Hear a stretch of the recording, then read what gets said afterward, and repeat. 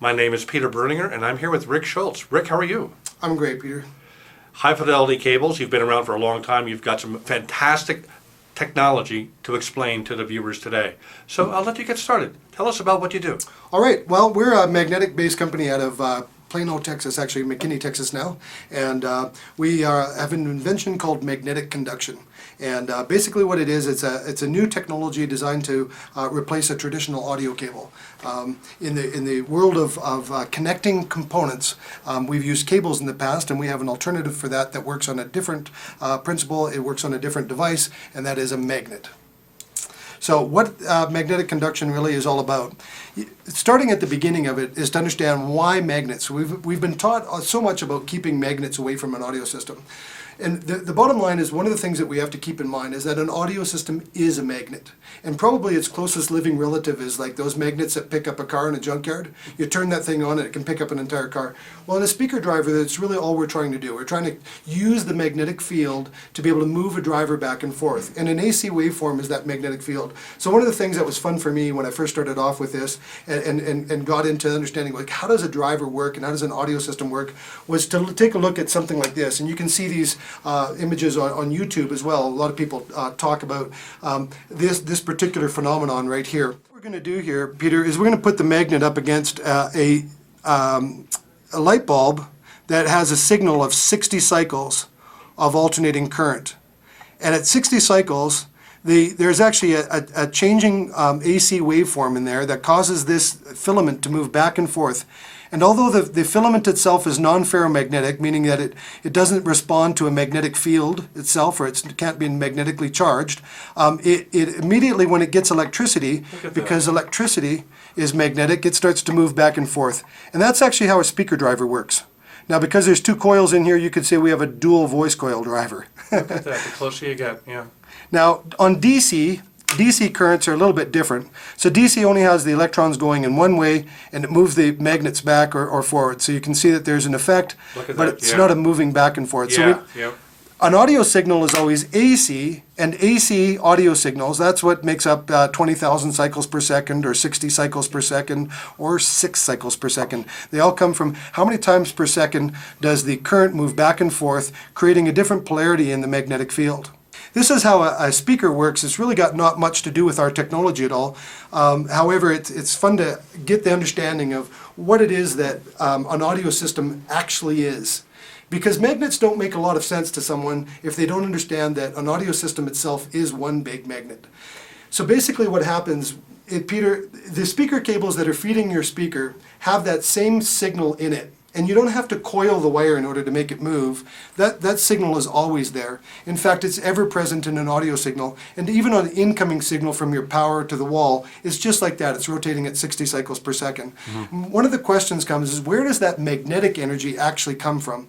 So one of the things that we look at in doing our seminars is we talk about the atomic state, and we look at the electron itself. Mm-hmm. So a free electron spins, and when that electron spins, it creates a magnetic field. Now, a paired electron also spins, but it's two electrons that are spinning in opposite directions. So what it does is it cancels that magnetic field, because the one magnetic field rotating against the other magnetic field causes a cancellation. So it's the magnetic state of an electron that actually makes it conduct electricity.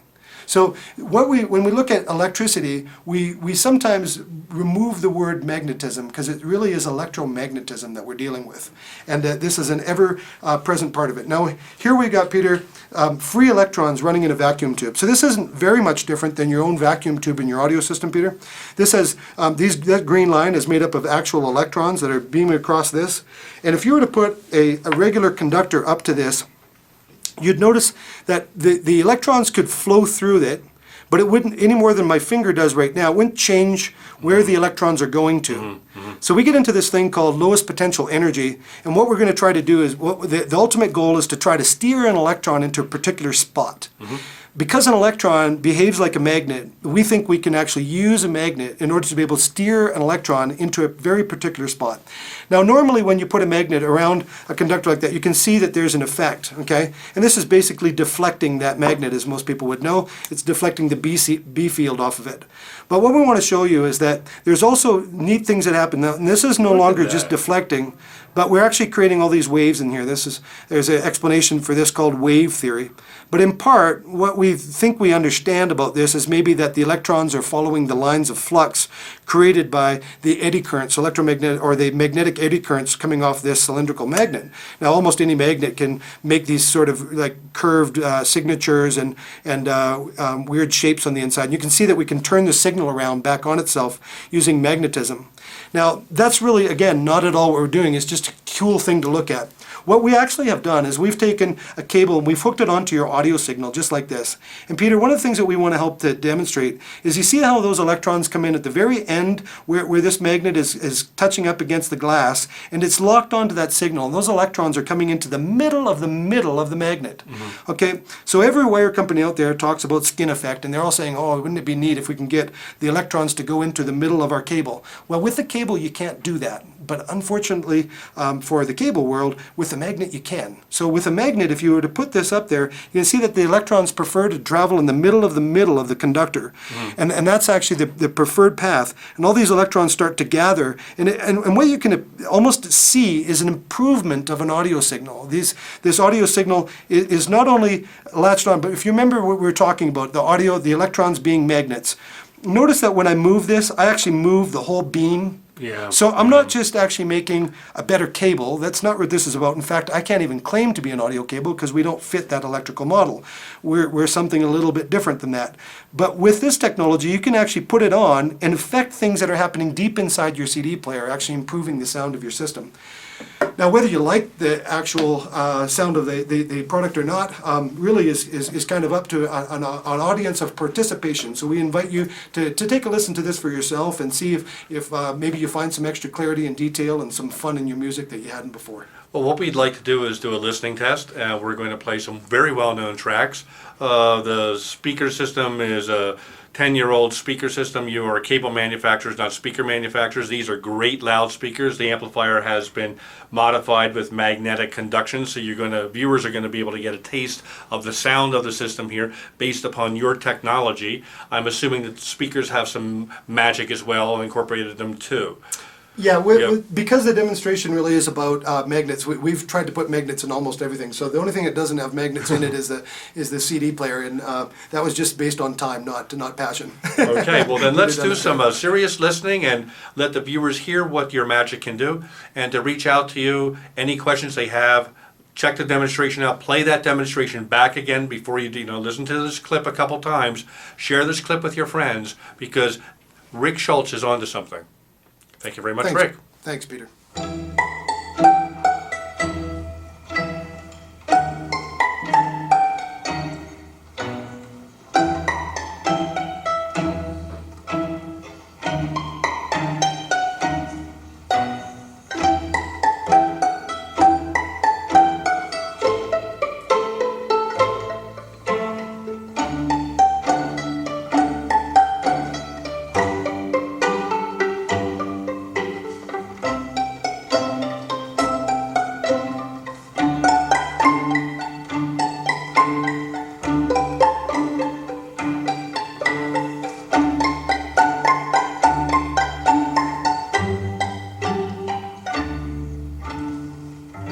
And track 3, please. This is an amazingly good idea.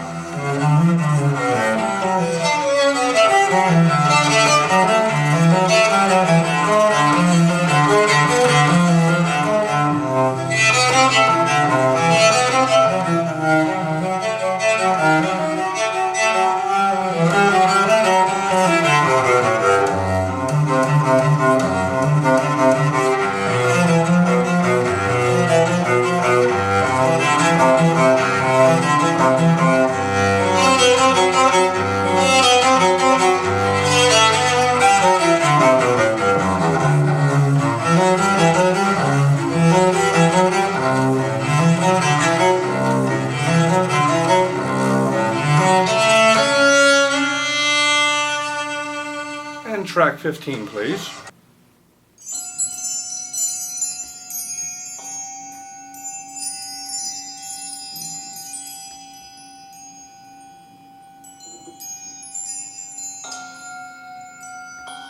I hear an abundance of tone with this system, with this test CD. Almost a purity of tone.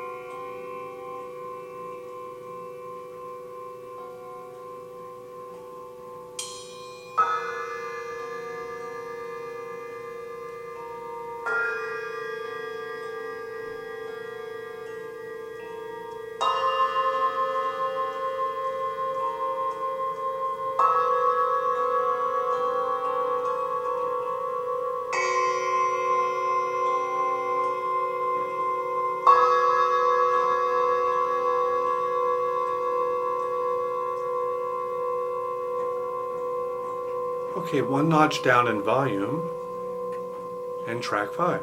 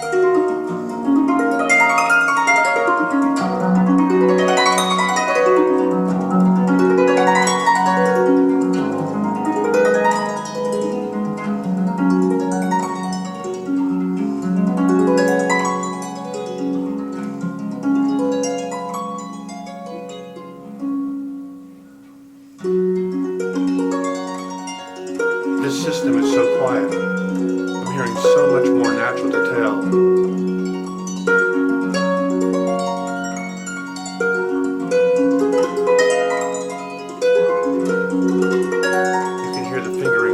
purpose. Simply stunning.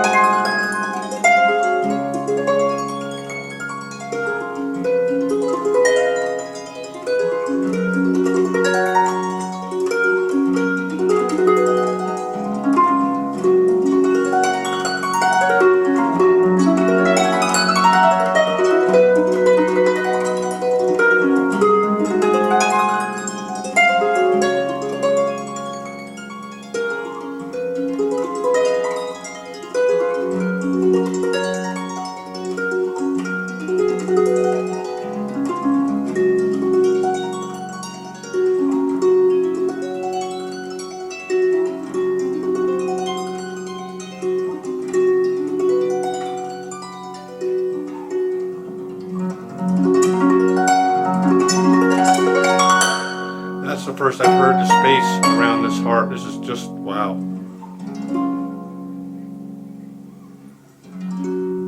High Fidelity Cables viewers, if you want to bring out detail, natural detail in your system without stress, gosh, it is really beautiful. Thank you very much, Rick. Thank you, Peter. I really appreciate you coming by. Well, thank you for having us. A great demonstration. And viewers, check out High Fidelity Cables. You're going to be as impressed as I am. Thank you.